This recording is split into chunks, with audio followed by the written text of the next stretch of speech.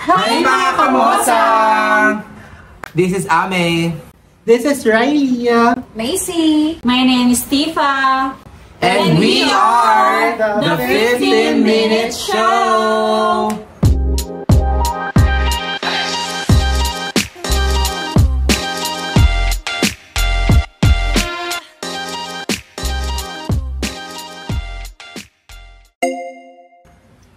So, ano bang pag-uusapan natin ngayon? Actually, wala akong idea. So, talagang Nabanggit na to kanina kung ano yung pag-uusapan ngayon. Pero, honestly, wala akong masyadong idea about it. So, most likely, makikinig muna ako. Then, bago ako magbigay ng opinion, check ko kung meron akong may Ba't hindi nyo alam? Ikaw ba? Trending to ngayon. Sige na, ibibigay ka. Ay, okay. Okay, start na yan. So, nag-trending kamakailan ang #1 senator na si Robin Padilla. Nagkaroon ng Senate hearing. Press conference. Senate hearing, oo. With Attorney Lorna Capuna natin. Oy, di ba? Dito yun. Yes. Ang topic nila is consensual sex. Parang ganon. Okay. Tapos nagtanong si Robin. Oh, bilisan mo! Sarap. Si Robin. Kasi consensual sex nga between married partners. Tapos ang sabi ni Robin, paano daw yung mga lalaki? Ba't yung binyas? Na in heat. Alam mo yan? Ano? In heat. In heat. Na-L sila, na-L sila. Tapos nag-no yung babae. Ano daw yung legal remedy nila? Kasi pag nababae naman sila, makakasuhan na naman sila. So ang sagot ni Attorney Lorna, it's more of a psychological problem, matter rather, imbis na legal. Kasi ang gusto ni Robin, legal way daw para maibsan yung kanyang nararamdamang urge. So anong proposal niya? Anong proposal niya? Ni Robin? Wala siyang proposal. Nagtatanong nga lang siya. Kung paano maiibsan yung urge niya to have sex with his partner. Problema niya na yun. Ayun nga sa kesyo. Hindi na national normal daw yun sa mga lalaki kasi na mas mas madalas silang malibukan. Para sa mga babae. Pero diba, pag sinabing no, it's a no. No is no talaga dapat. So ano nga nang usapin? Wala siyang suggestion. Ang tanong talaga. Yes, ang sabi ni Attorney Lorna, counseling. Counseling. Prayer or mag-Netflix. Netflix? Yun na lang, oo. Pabiro or seryoso? Seryosong answer. Netflix? Yes, K-drama. Alam ko sinabi ni Senator na parang dahil din sa sinabi ni attorney, so nawawalang visa na daw yung parang tag ito? Ang term pa niya, yung babae daw is there to serve her husband. Yun. Actually, nakalimutan ko yung term. Hindi kasi aware. Alam mo kung bakit? Kasi hindi pa ako nakaka-move on kay Cheese. Ano meron kay Cheese? Holiday! Yung mabawasan mga kamosa, nandun pa lang kasi ako eh. Ngayon ko lang siya naalala. Ano ba yung kay Cheese? Ibang topic yun. Gusto niya bawasan yung mga holiday. Oo. Kumbaga pag combining yung ibang holidays. Kasi less productive daw yung mga Pinoy. Masyado daw madami ang holiday. Meron na namang another trend. Oo, kakalat na mga binoto nyo kasing senador. Anyway. Naba siya doon kasi ayun na nga lang pahinga na karamihan na empleyado sa atin. At saka nililook forward kasi bending yun eh. Oo, double pay. Pero di yun yung topic natin. Nasingit ko lang kasi parang andun pa lang ako eh. Meron na kaagad eh. Ang kalat pala sa Senate. Ang topic natin si Liver Lover Boy. Anong masasabi niya doon? Yung binibigay niyang yung argument niya, tama ba? Yung argument niya, yung point of view niya as a lalaki.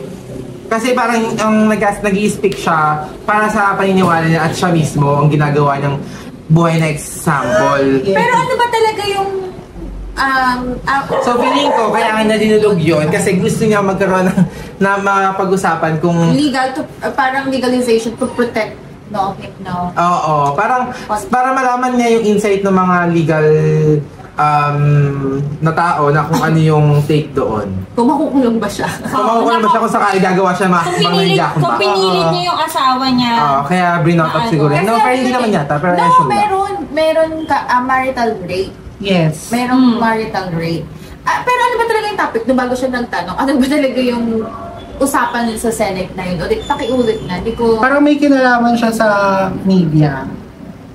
Parang gano'n. Media... Hindi ko Paano sure. nyo nagtanong Yes. yun? Hindi ko Alam mo, Eh, kasi yung nagpa-viral ng meme ngayon eh. Basta may kinalaman kay yung sexual assault ng artista. Okay. doon pala yun. So, doon siya. Naisingit ni Robin yun. Yung sa anak niya. Parang out of context naman yun. Saan na? Pero siguro siya ng oras na yun. Parang, Sa isingit. Eto pa! Kaya nga sabi ko, paano niya bigla na ipasok yun? Ano yung topic before that? Paano niya ipasok? Ano yun naman? Parang meron pang ito bago lang. Facebook post ata. okay. Picture ata ni Mariel tsaka ni Ay, yung kasama Robin. niya. Oo. Ano yung comment ni Mariel doon? With my consent. Oo. Something like that. Nag-init din daw si Marlena with consent. Parang gano'n. Pero di ba may Basta viral video si Robin? Yung nag-selling si Mariel. Tapos may nag-Hello World. Uy, naalala mo ba yun? Kasi sinare Oo, na yun. nakita ko yun. Nag-trending yun, di ba? Ha? Uy! Gago kayo. So, ano ba? Pero, kasi merong law na parang saklaw. Gusto mo saklaw, yung marital rape. So, ang tinanong niya is, paano pag may urge, ano gagawin pag nag-no? Pag Pwede daw niya ba i-ask yung wife niya para tulungan na lang siya? Hindi niya mabanggit yung... yung action mo. Hindi ka daw mabanggit yung sa Tagalog kasi malaswa daw. Pero parang ganun yung gusto niya point. Oo, natulungan na lang siya magpalabas. Oo, Pero binigyan nga siya ng Kaya, no pa rin. No is no pa rin. Oo. Pero di ba talaga, may mga ganyan na psychological. Kaya lang, base sa perspective niya, kung nagsalita siya na nandun yung wife to serve him. So basically, parang ang tingin niya sa mga asawang babae is just a thing somehow. Ayun kasi, parang sa kanya, dahil mag-asawa kayo, obligasyon nyo isa't isa na isatisfy ang isa't isa. Ikaw ba bilang may asawa ka, anong point of view mo? Sa akin kasi, syempre may time na talaga, mapapanaw ka, lalo na kung pagod ka, ganyan. Syempre, din naman, tawag dito. Pero just because na gaya nung sinabi niya na nandun ka para i-serve siya, anong masasabi mo doon? Na parang, yun, nandun nga sa idea na parang pagod ka nga, pero dahil nandun yung idea na pagod na. Siguro syempre nasa partner mo na talaga kung paano ka intindihin.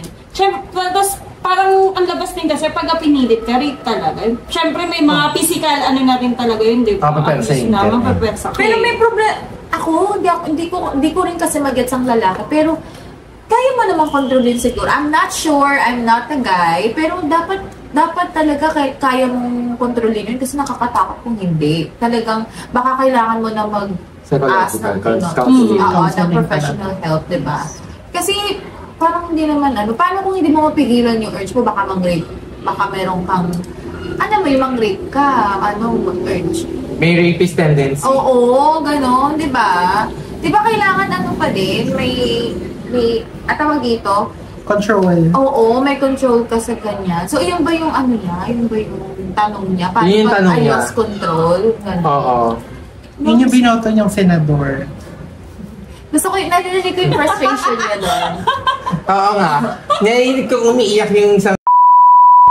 Ay! Nakakailan ka na!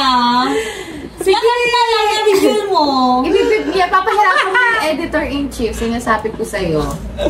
Hindi. Kasi, feeling ko kasi, sobrang frustrated si... Who are you again? Riley. Kasi nanalo si... Senator. Sino siya ulit? Si Robin. Si Robin Padilla. Number 1 pa, Number 1 na. Kasi, somehow frustrating talaga siya kasi syempre dapat... Di ba? May nagawa na ba siyang batas? That I don't know. Kasi nga hindi siya interesado. Ay, hindi siya interesado. Nag-aaral Pero pa. parang Din siya din. Nag-aaral pa siya. Hindi Natatakbo na siya. Hindi parang meron siyang advisor din ata, di ba? Tama ba? Lahat naman ng mga wala pa, alam ko kasi, sa Pag-president. parang hindi, ba't si Senator... Ba't hinihinaan mo? Ay, natatakot! Ay, hindi. Sige, ba't si... ba't dati si Senator, Manny Pacquiao? Kasi di ba... Homophobic natin, Senator. Hindi, yun. Si Senator Manny Pacquiao dati is naman, Sige, parang pag ikaw nag-aaral pinasa pa rin siya, nag-aaral siya nung nandun na siya, nung naiboto na siya, di ba? Tapos cum laude pa. Ayun siya, parang Hindi, pinito siya, di ba? alam ko. Parang, Hindi, I mean, nag-aral ko parang mga na batas. Parang ganun ba si Robin? Basta school talaga. Hindi ko Ay, sure. hindi niya. Kala ko naman ikaw updated sa buhay ni Senator. Ay, hindi. Pero lang ako kayo. Nabasa ko lang yung article. Hindi, parang mayroon na naging controversial. Ay, hindi. May isa pang issue sa kanya yung dahil friend niya si Kibuloy. Parang gusto niyang bigyan ng... Lumalayo na tayo sa topic. Si Robin pa din naman yun as a senator. Ay, Kibuloy. diba? Parang, hindi niyo ba alam yun? Na-trending din si Robin dun kasi sabi niya, kaibigan niya nga daw si Kibuloy. Parang natulungan siya. Anyways, Hanapin na lang kaya natin si alam mo naman yung magiging next topic natin. Hanapin natin si Nasaan ka? 10MD nyo, no? Challenge. Kibuloy challenge. Wala bang pa-hint dyan kung nasaan? Para lang mag-start. Ayun lang. feeling ko may bunker siya.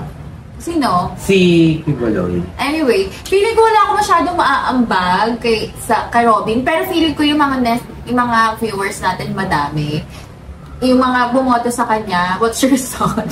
Kung hindi pa kayo galit, bakit? Ay! Ikaw muna. Actually. Ayun, dapat it's a no. It's a no din. It's a no pa rin. Kasi may batas eh. Baka yun ang gusto niyang gawin. Yun ang gusto niya sabihin na parang dapat na talaga. Pag gawin yun, dapat I-revise. understand. Oo. Parang protected din Yung lalaking If ever na kinasal. hindi niya makontrol yung urge, hindi siya Feeling ko yun yung layunin. Actually, hindi lang naman talaga siya sa lalaki. Both, naman. Oo, both. Both, Pero feeling ko naman kasi ang mag-benefit, hindi ko naman siya masyadong kinokondem yung mga lalaki. Pero kadalasan sila kasi yung may mataas na urge eh. Oo. Gaya ng sabi ni Robin Padilla na mga lalaki daw is mas mataas yung libido. Normal daw yun sa kanila. So feeling ko, Normal ba yun? nagsasulong siya ng usapin na kung saan magkaroon Bigyan sila ng ng protection batas, para kung sakaling mag-init sila, parang protected sila ng legal. Tama na siya. Kineso. Grabe naman ang galit. Pero scientifically, may point naman talaga na mas mataas yung Sa lalaki. urge ng lalaki kasi mas mataas yung testosterone. Gusto mo yun? Yes, Doc? Di ba? Oo. Scientifically, totoo naman talaga na medyo totoo naman.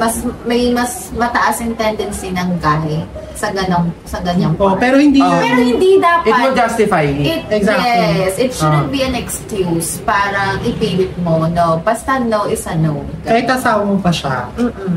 Diba? Kaya nga buti na lang merong ganyang batas na about marital rape, no? Oo. But, Siya kay Bausi, pasok siya. Bawsi. Bawsi. Pasok siya doon. Pero di ko kasi sure, pwede bang, paano pag yung babae naman? Ano ba yun? Same Sakto naman. pa din ba yun ng marital rape? Or for, Oo. feeling ko, di ba siya for women lang? Yung marital sex ha. Oo. Kahit yung Pwede siya vice versa. Vice versa. Siyempre naman, di naman makasanto yung mga babae. Oo. Charot. Kaya nga kasi Charot lang. hindi, kawawa din naman kung parang yung law na yun para Pang sa amin. babae Kasi lang. may mga naa-abuse din naman na Na lalaki. Di ba? Pero parang Hindi lang naman sa babae. Very rare. Very rare talaga. Kasi syempre, gaya ng sinabi ni Robin, mataas ang libido nila. So, kung makakatagpo man siya ng ganong babae, I think magpapantay lang sila ng lakas. So parang sinasabi mo, na Di ba? ganun si Mariel. So parang sinasabi mo na ganun yung jusawa niya.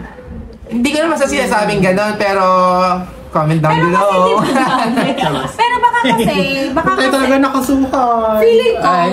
kasi diba, Ay. baka kaya tinanong ni Robin yun, gusto na din niyang kasi diba, sorry ha, Gusto niyang Muslim matuto. kasi siya, so parang baka gusto niyang igawin parang legal na, di ba marami sa Asawa. Islam religion. Muslim na, siya? Muslim siya, di ba? Oo, Muslim siya. Ba't di mo alam? Hindi alam. Di ba marami nga Muslim siyang siya. kinis? Ngayon, Marami baka, siyang asawa. Oo. hindi ko alam kung Alam ko isa marami lang. siyang Pwede kang up to 4 yata. Tapos, Alam ko si Mariel ng asawa niya. Okay. Marami siyang na anak. Baka feeling ko, yun, dun patungo yung tanong niya. Pero legal naman. Siguro sa Islam, siguro as yung sa kasi parang, hindi, ang point kasi dito, parang feeling ko, gina-justify niya na, hindi, paano kung ayaw ng babae? Normal nga sa amin to. Parang tapos ayaw niyo naman namang babae kami. So parang gusto niyang gawin na parang, kung hindi mo ililegal, pero gawin mo na lang kayong babae. Parang feeling ko lang, gano'n yung excel. Ay, feeling mo lang, share mo lang. Share ko lang, SPL. Kapag hindi ko pinayagan, dapat kailangan ako sa iba. So parang gagawin. So parang feeling ko, Kaya mo yan. Victim blaming nga, ina-atake na parang to the point na parang, kasalanan mo ayaw mo di, na lang ako. So hindi dapat ako makakasuhan ng, ano matawag doon, ng, ano yung counterpart ng concubinage? Adultery. Ng adultery. Kasi ayaw mo no. So pag nag-try ako sa iba, dapat protected ako, hindi ako makakasuhan ng adultery. Yun, feeling ko din. Ay! Mga mo bang paano pa lang Nag-iinit pa lang Sige na nga, bahala na kayo dyan guys. Bye-bye.